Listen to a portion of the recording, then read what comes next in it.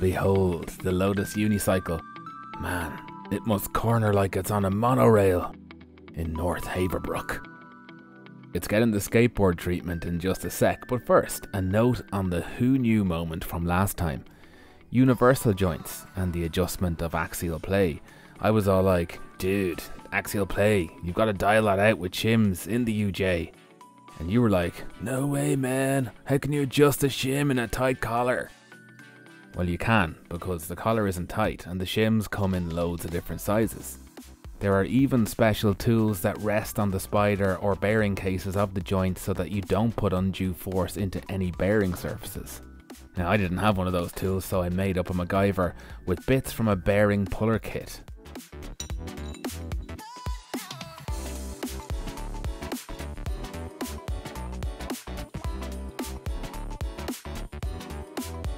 Now watch closely for the tiniest amount of adjustment.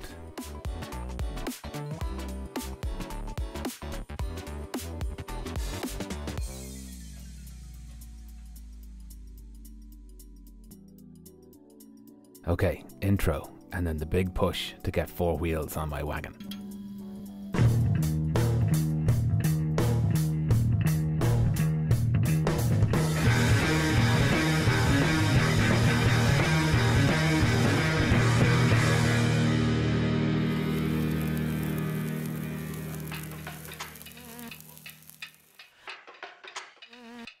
This is exciting now, because getting the chassis rolling on all 4 wheels has been my target, and it's the tipping point for feeling like I'm making big strides towards a working car. Now, there are lots of small jobs still to do to finish the chassis, but I've been using the target of getting the wheels on as motivation. And the reward for eating all of my dinner, including the broccoli, is I can start playing with the engine for dessert.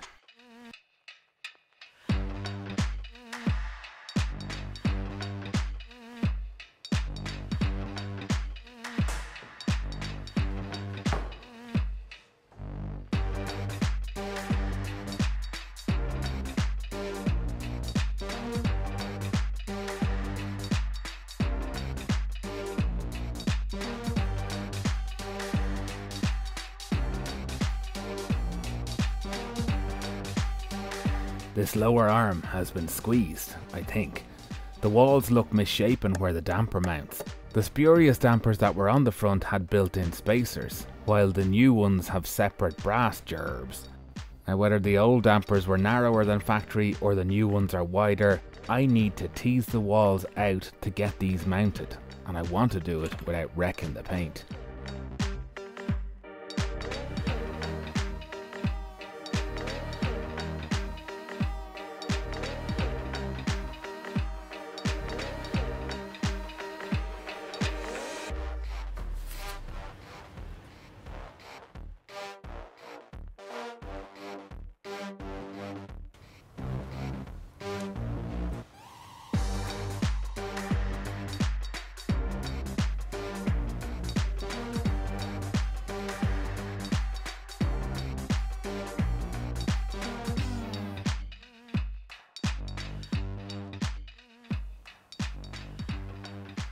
The front upper wishbone has some knurled spacers and washers on its mounting bolt that help it grip the chassis and mount bushes. They're not something you can buy new, as far as I know, and they're the kind of thing I'd be disappointed about if they'd been replaced with something spurious on my car. And I stripped a couple of them in the blast cabinet ages back and couldn't decide whether to paint them or not. They've started to rust again, of course.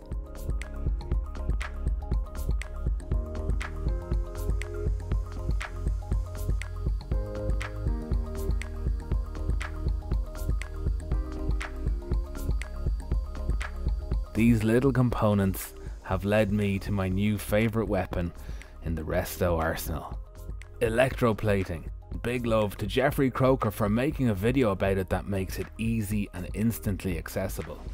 It's just salt and vinegar off the shelf and whatever metal you want to plate with. No fancy power supply either, just any old phone charger you have lying around that makes low amps. I'll link Jeff's video for the details, but I found an old iPhone 3G charger in my anti-mental health hoard and being able to use it for something nearly 15 years after it was discontinued does not help my hoarding rehab. The one thing Jeff didn't mention was the sweet, sweet smell of hot salt and vinegar that wafts from this process. It's enough to make you want a chip brew. A chip.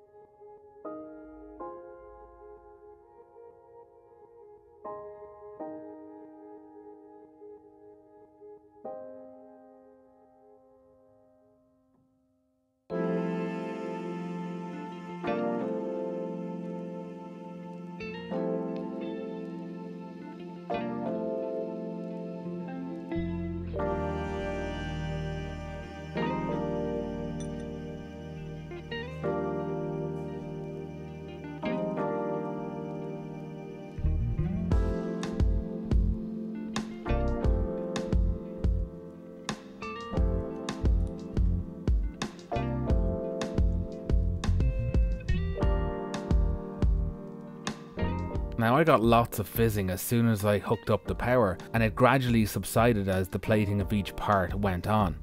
I've since heard it's not potentially what you want. I have no idea, but as with most things in this build, I'm experimenting and learning. I'm interested to see just how long the nickel lasts on these parts, but there's such a huge feel-good factor to being able to revive them.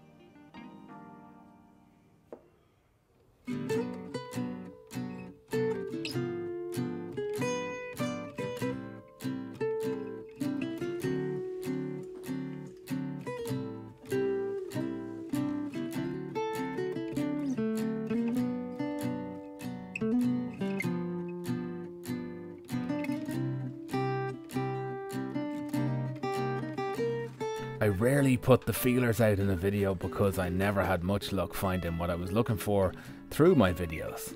But a few watches back I mentioned brake dust shields, and lo, a gent named Nigel Jones came through with a pair, and barely a stone's throw down the road.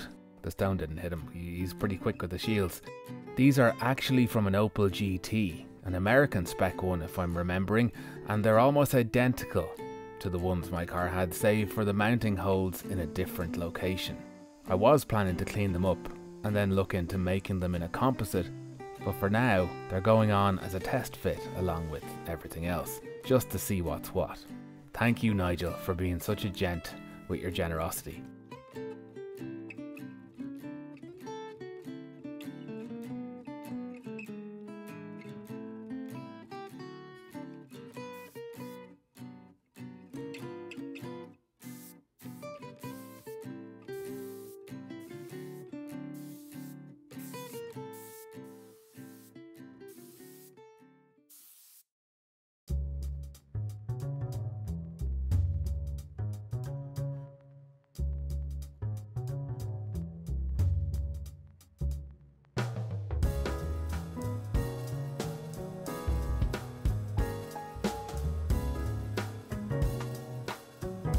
If you're a patron, you probably already know I wrecked one of these anti-roll bar bushes trying to press it into the bottom arm every which way. Even the pros say it's a pig of a job, but it turns out all you really have to do is strip the paint that's put on them to keep them fresh off.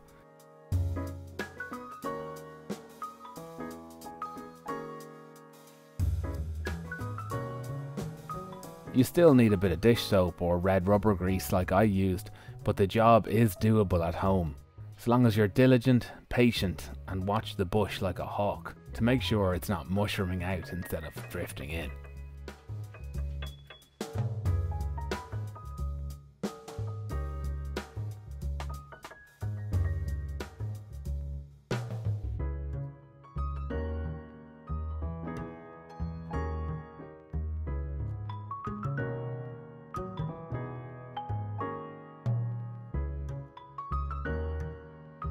The real moment of truth. This is the arm that I pressed into oblivion the first time I tried to fit a new bottom ball joint.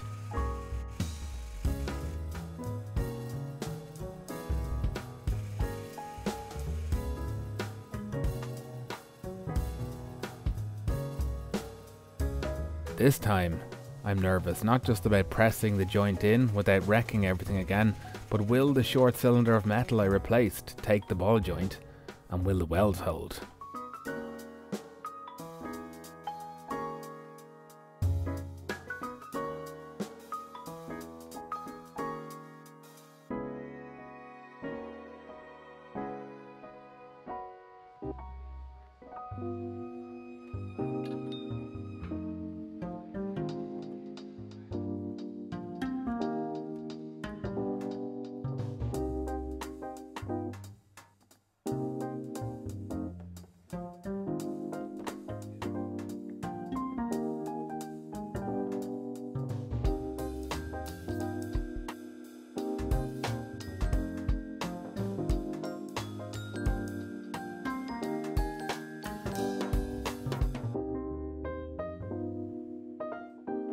I'm right on the cusp of rolling this chassis, so there's something I've wanted to remind you about for a while, but I hadn't found the words.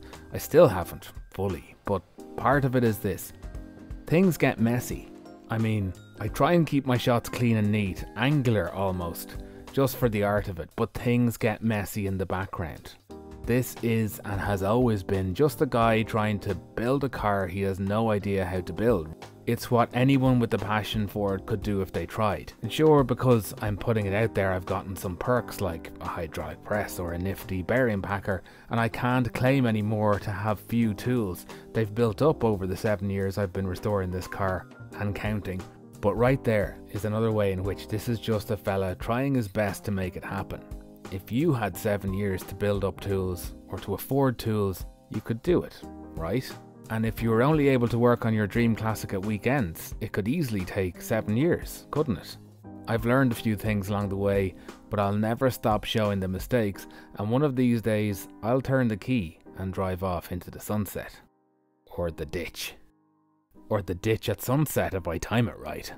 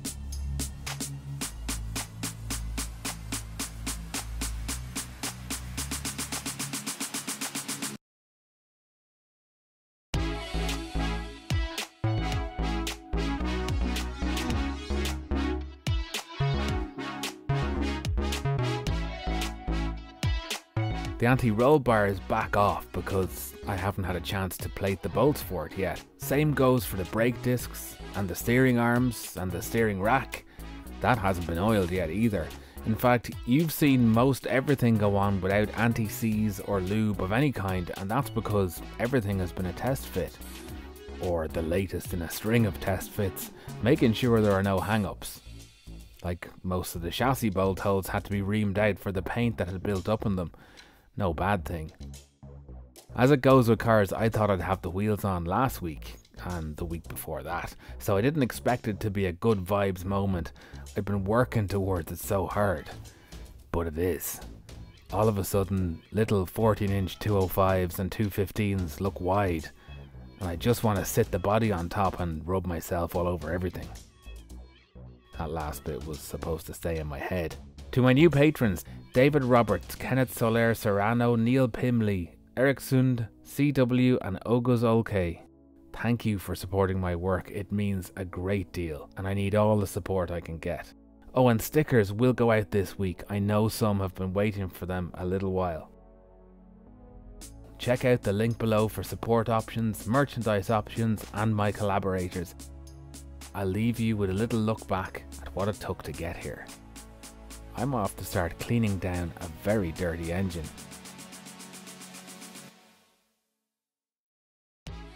Tune in for that next time, and until then, stay stuck in, and good luck.